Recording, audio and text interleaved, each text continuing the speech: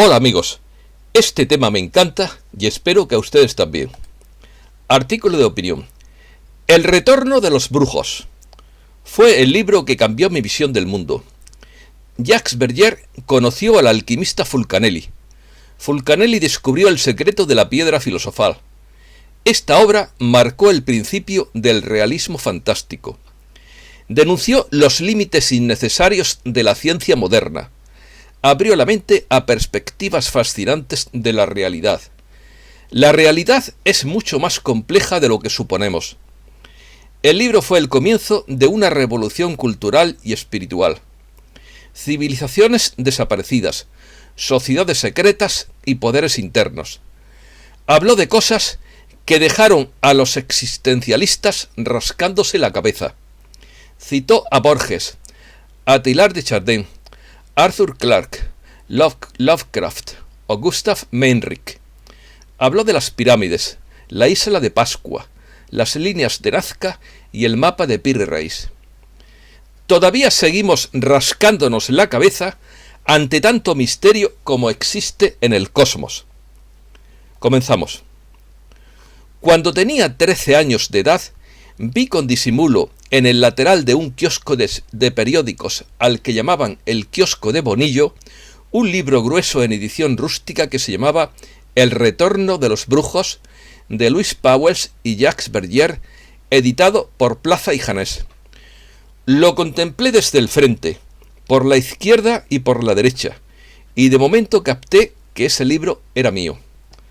Lo compré por la tarde cuando no había gente en la calle, porque sabía por instinto que hablar de brujos era muy peligroso en aquella sociedad de mente cerrada en la que me educaron. Luego lo escondí en mi dormitorio para que no lo vieran mis padres ni mi abuelo materno, que era muy intolerante con estos temas. Entusiasmo. Me pasé varias noches leyéndolo en secreto y con un entusiasmo indescriptible, porque me identificaba con todo lo que leía. Me daban ganas de pegar saltos de alegría, pero no podía hacer ruido. La lectura de este libro fue tan fuerte para mí que me tiró por tierra todo el materialismo y toda la religión dogmática, estrecha e insoportable, que me habían enseñado en el colegio La Salle. Nacional catolicismo puro y duro. Desde entonces se me quedó la cara de niño travieso, porque yo mismo llevé a cabo una demolición controlada del sistema de creencias que me habían inculcado a la fuerza en el colegio a base de cursillos de cristiandad que eran y siguen siendo un lavado sectario de cerebro. Y lo hice en silencio, con mucho disimulo, sin enfrentarme a nadie, porque sabía que era inútil discutir. Yo mismo pedí a mis padres en otro curso que me sacaran de aquel colegio asfixiante y me matricularan en un instituto que para mí fue una liberación. Así que pueden imaginar la simpatía que les tengo a los colegios católicos, porque fue una cárcel para mí. En cambio, me encanta el ambiente abierto a la investigación de las universidades. 10 años más tarde, en la Universidad Complutense, se me ocurrió preguntar discretamente a mi profesor de literatura qué le parecía este libro, y se puso hecho un basilisco conmigo. Era como si le hubiera clavado un puñal en donde más le dolía. Descalificó el libro por activa y por pasiva, como si atentara contra sus principios más sagrados de su matrix personal, y al final dijo que era una impostura literaria. En cambio, para mí fue el libro más importante de mi vida. Cambió mi vida. Este libro fue un hecho excepcional que cambió nuestra visión del mundo y abrió cauces fantásticos para una explicación imaginativa y audaz de lo inexplicable. Civilizaciones desaparecidas, mentes de otros mundos, poderes internos desconocidos, sociedades secretas y mutaciones de la inteligencia para situarnos en perspectivas fascinantes. Clásico de siempre y texto difícilmente superable, sus propuestas no dejan de asombrarnos. La aparición del Retorno de los Brujos, publicado en 1960 por Editorial Gallimard en Francia y subtitulado una introducción al realismo fantástico, lo escribió Louis Pauwels en colaboración con Jacques Verdier y trataba temas entonces novedosos: fenómenos parapsicológicos, civilizaciones desaparecidas, el esoterismo y su conexión con el nazismo y otros movimientos. Pretendía dar comienzo a una nueva revolución cultural y levantó una gran expectación. Fue objeto de críticas tanto elogiosas como demoledoras. En los años 1960 y 1970 se vendieron más de 2 millones de ejemplares en francés y en otros idiomas, y la primera traducción al español se publicó en 1961. El realismo fantástico es un término acuñado por Louis Pauwels y Jacques Verdier en su libro El retorno de los brujos para bautizar una nueva escuela de pensamiento, pero esa misma expresión se ha utilizado para un movimiento literario en Hispanoamérica muy diferente del libro, como en el caso del insigne Gabriel García Márquez. Antes, en 1961, el éxito del retorno de los brujos había llevado a Verdier y a sus colaboradores a editar una revista mensual sobre los mismos temas llamada Planeta, de cuyo primer número se publicaron 5.000 ejemplares. Tuvo 5 reediciones y se publicó una versión en España. Allí, en esa revista Planeta, me enteré del tema del famoso meteorito o lo que fuera de la Tunguska, que cayó en la estepa siberiana de la Tunguska, entre otros temas, claro. En el momento de mayor venta, cada número sobrepasaba las 100.000 copias. No obstante del éxito inicial, la revista dejó de publicarse en 1968, lamentablemente. Tiempos de mente estrecha. Hay que tener en cuenta que ya en aquellos tiempos no había salido a la palestra Erich von Däniken, ni Juan José Benítez, ni otros muchos escritores y periodistas esotéricos que salieron luego, por lo que todos los temas esotéricos estaban muy mal vistos por el sistema e incluso se consideraba una auténtica locura que cualquier académico hablara de estos temas. Yo no me atrevía a hablar tampoco porque directamente me clasificaba de chalado. Mientras Allen Ginsberg aullaba en el Beat Hotel, los asombrados lectores de Pauwels y Verdier hablaban de alquimia, de astronautas antiguos, civilizaciones perdidas, magia, ocultismo, física cuántica, sociedades secretas, estados alterados de conciencia, de los extraños descubrimientos de Charles Ford y de grupos olvidados como la Orden Hermética de la Golden Dawn y del mago negro Aleister Crowley, con quien no simpatizo.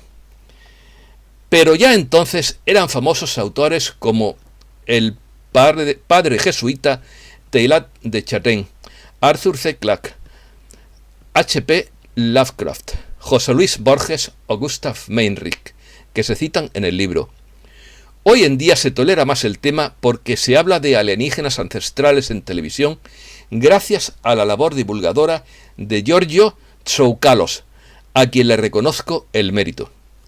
Verdier fue un personaje público y notorio en su momento. Incluso llegó a ser caricaturizado por Hergé en el álbum de Tintín, Vuelo 714 para Sydney, donde encarnó a Ezdanitov, un estrambótico director de la revista Cometa, contactado por extraterrestres de quienes fue intermediario. No hace falta que les diga que yo era fan de Tintín y tenía todos los álbumes. Incluso todavía hoy somos víctimas de la inquisición dogmática de la ciencia oficial cerrada a todos los hechos que no encajan en sus teorías prefabricadas. Y cualquier arqueólogo o científico que se atreva a salirse del carril oficial del pensamiento único totalitario, se juega su carrera y su prestigio. Incluso yo como periodista estuve muchos años sin hablar de estos temas para no jugarme mi carrera. Incluso instituciones científicas como el Instituto Smithsoniano destruyen pruebas que no encajan con la ciencia oficial como los huesos de gigantes. Pero no pudieron evitar un museo de gigantes en Ecuador, donde se exponía un gigante de 7 metros en la provincia de Loja, cerca de la frontera con Perú. La reconstrucción de este esqueleto se la puede visitar desde el 2004 en el famoso Mystery Park en Interlaken, Suiza, de Erich von Däniken. Existencialismo.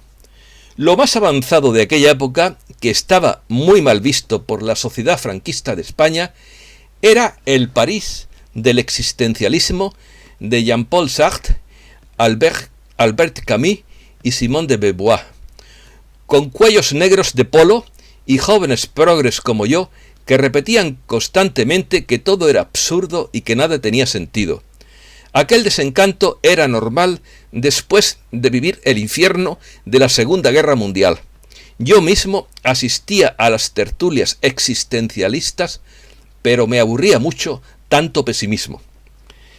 En el mundo del cine en blanco y negro, de la náusea y del absurdo, el marxismo y el compromiso social parecía estallar con visiones tecnicolor de un extraño mundo nuevo, o tal vez un nuevo mundo viejo y extraño, un pasado olvidado que al comienzo de la más moderna de las décadas parecía estar listo para regresar, para llevar a una nueva generación a un futuro fantástico. Aquel libro empezó a darle un sentido al mundo pesimista del desencanto. Lo fantástico sería entonces lo que queda tras el velo de las apariencias del sentido común y el saber oficial. El realismo fantástico era para sus promotores una suerte de realismo superior o superrealismo, una síntesis integradora de poesía y ciencia capaz de desvelarnos visiones nuevas e importantes que hasta ahora se ocultaban en las sombras. Era como si me hubieran quitado una máscara de los ojos, porque empecé a comprender muchas cosas. La obra de Bergier y Pauwels ha servido desde entonces como base para todo un género de libro de realismo fantástico y exoarqueología, y también exopolítica. Y podría catalogarse como los pioneros en este género, al que luego se unirían otros autores. Autores misteriosos. Jacques Bergier, que murió en el 78, fue un físico nuclear e ingeniero químico que participó activamente en la Résistance Française, resistencia francesa, en la Segunda Guerra Mundial, y ayudó a destruir la planta atómica alemana de Peenemünde. Louis Pauwels fue un periodista francés que fundó la revista Planeta, de la que se hizo una edición en España. Louis Pauwels había editado un libro hostil y engañoso sobre el enigmático maestro esotérico Georges Ivanovich Gurdjieff. A mí Gurdjieff me influyó también mucho, las enseñanzas de Gurdjieff. Uno de sus libros se llamaba Enseñanzas de Belcebú a su nieto. Es un libro de humor, claro está, no tiene nada que ver con el satanismo. Pauwels había pasado sus últimos años en París y dirigía el periódico Combate después del final de la Segunda Guerra Mundial. Un editor anterior había sido el mismo Albert Camus. Jacques Bergier, nacido en Rusia, era un físico e ingeniero químico interesado en la alquimia como yo, y con un colorido pasado como espía y luchador de la resistencia. Los dos se conocieron mientras trabajaban en una serie de artículos sobre ciencia contemporánea para una popular revista parisina. Fueron introducidos por André Breton, el papa negro del surrealismo, que tenía un interés distinto en la magia, como lo muestra su exploración del Tarot Arcano I. Pauwels y Bergier pronto descubrieron que tenían mucho en común. Compartieron una idea central: la insatisfacción con lo que veían como límites innecesarios de la ciencia moderna, una restricción que muchos encuentran todavía hoy. Pauwels ya había pasado varios años investigando varias escuelas de pensamiento alternativo. Además de pasar tiempo en los grupos de Gurdjieff a finales de la década de 1940, recordemos que Gurdjieff creó el Instituto para el Desarrollo Armónico del Hombre, al que en el que participaron muchas celebridades de aquel momento, también había explorado las enseñanzas de Swami Vivekananda y el tradicionalismo de René Guénon. Bueno, yo tengo que decir que Swami Vivekananda ha influido mucho en mí. Durante años estudié sus libros y es genial. Swami Vivekananda es genial. Yo visité la casa donde vivió en Calcuta. Berger también procedía de un entorno algo místico. A menudo hablaba de un tío abuelo en Rusia, que había sido conocido como un rabino milagroso. Berger se había formado con el físico André Heilbronner, cuya área de investigación era la transmutación de los elementos, la esencia de la alquimia. No dirán que no es interesante el tema. Heilbronner, sin embargo, fue asesinado por los nazis en Buchenwald y el propio Berger pasó un tiempo en Mauthausen. Después de su liberación, se convirtió en espía de los aliados. En una misión, descubrió que los alemanes tenían un suministro secreto de uranio, evidencia al parecer de que los nazis estaban cerca de fabricar su propia bomba atómica. Fulcanelli. Berger también afirmó que en 1937 conoció al esquivo Fulcanelli, una de las figuras más misteriosas en la historia de la alquimia.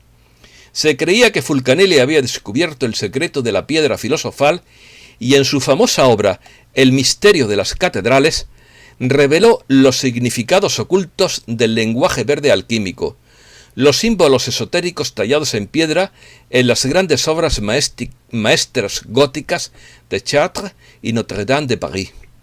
Fulcanelli es el seudónimo de un autor desconocido de libros de alquimia del siglo XX. Se han lanzado diversas especulaciones sobre la personalidad o el grupo que se oculta bajo el seudónimo de Fulcanelli. Fulcanelli se movió hasta los años 20 del siglo pasado por Francia y ocasionalmente también por España, País Vasco, Sevilla y Barcelona.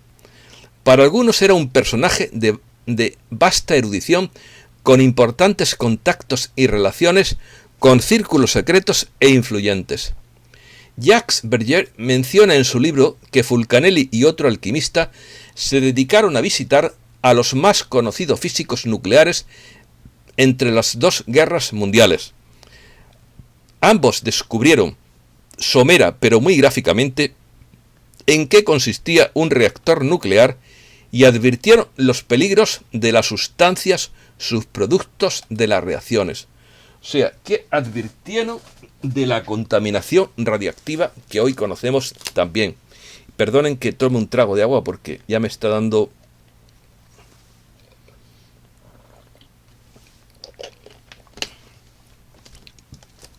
Esto pasó sin mayores atenciones respecto a los científicos hasta que Fermi logró la primera reacción en cadena. A algunos de los visitados recordó entonces la conversación mantenida con algunos de los dos supuestos alquimistas y comunicó la historia a los servicios de inteligencia correspondientes. Inmediatamente los servicios aliados comenzaron la búsqueda de ambos personajes. Fulcanelli fue imposible de encontrar, mientras que la otra persona resultó fusilada en el norte de África por ser colaborador de los alemanes. Lovecraft. La palabra Lovecraft me resuena como el ser que mora en el umbral, porque está relacionado, sus libros están relacionados con los terrores de mi juventud, que por cierto me entusiasmaba aterrorizarme con los libros de Lovecraft, pero llegó un momento en el que me harté. En la década de 1950, el nombre de Berger se vinculó con el extraño escritor de ciencia ficción estadounidense Howard Phillips Lovecraft, que había adquirido un prestigio crítico en Francia que le negaban en su tierra natal. Su fascinación por el trabajo de Lovecraft fue de larga duración. En 1953, un amigo común puso en contacto a Jacques Berger con Louis Pauwels, periodista y escritor humanista de tendencias místicas como yo. Aunque aparentemente no tenían mucho en común, pronto surgió la amistad y de ahí el proyecto de un libro en colaboración. Inicialmente, la idea de Pauwels era escribir sobre la historia y la realidad de las sociedades secretas, pero Bergier lo convenció para ampliar los contenidos. Trabajaron juntos durante varios años. El material de trabajo, libros, datos, casos, era proporcionado por Bergier y la redacción final correspondía a Pauwels. El resultado final fue El retorno de los brujos, subtitulado Una introducción al realismo fantástico, que fue publicado por Gallimard en 1960. En Francia, claro. España fue por Plaza y Janés. Temas increíbles. Estos son algunos de los temas tratados en la obra. La alquimia. Enlazando con una crítica del positivismo y del reduccionismo cientifista heredados del siglo XIX, los autores exponen el procedimiento alquímico como muestra de un saber técnico alternativo, pero no forzosamente opuesto a la ciencia moderna. Las civilizaciones desaparecidas. Inspirándose en las recopilaciones de hechos extraños de Charles Fort, Bergier y Pauwels consideran la posibilidad de que otras civilizaciones hayan florecido sobre la Tierra y que se hayan extinguido antes de nacer la nuestra, y enumeran indicios que con el tiempo se han convertido en tópicos. Las pirámides egipcias, la isla de Pascua, las líneas de Nazca, las cartas de Piri Reis, diversos textos hindúes, etcétera, etcétera, etcétera. Porque hoy ya sabemos que hay muchísimos temas, muchísimos misterios. Bueno, misterios es lo que no se sabe. Cuando se sepas dejará de ser misterio, claro está. Nazismo y esoterismo. La tesis de los autores sobre la Alemania nazi es que solo una transformación radical de la base cultural y moral permite explicar lo inexplicable, el crimen y el desastre absolutos. Bergier y Pauwels detallan la vinculación de la cúpula nacional-socialista a cultos esotéricos, así como la creencia en mitologías y cosmogonías aberrantes que en determinado momento se convierten en la ciencia oficial. Parapsicología. Quizá uno de los pasajes más célebres del libro es el que relata un experimento telepático supuestamente organizado por la Marina de los Estados Unidos en 1958. A lo largo de varias sesiones, un sujeto a bordo del submarino atómico Nautilus había intentado adivinar qué cartas sacaba al azar un aparato mecánico situado en una base en tierra firme.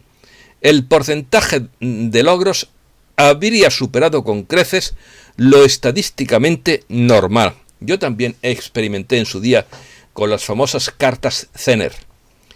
En esta obra proponen que la realidad podría ser mucho más compleja de lo que suponemos o imaginamos, y que nuestra percepción de los hechos y nuestro juicio acerca de lo verdadero y de lo falso podrían estar sesgados por todos los estándares, concepciones y teorías convencionales establecidos, implícitos en el sentido común.